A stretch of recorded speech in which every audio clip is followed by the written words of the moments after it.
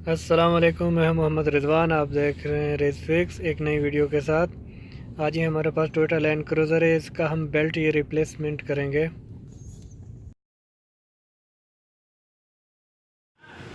अच्छा जी, अभी हमने बेल्ट इसका पुराना वाला निकाल लिया है। ये देखिए इसका बेल्ट ख़राब है। ये न्यू देखिए, न्यू और पुराने में देख लिया, आपको साफ साफ फ़र्क नज़र आ रहा है, जिसकी वजह से ये आवाज़ कर रहा था। तो अभी हम इसको निकाल के लगाएंगे इंशाल्लाह। शक्ल से यार, शक्ल।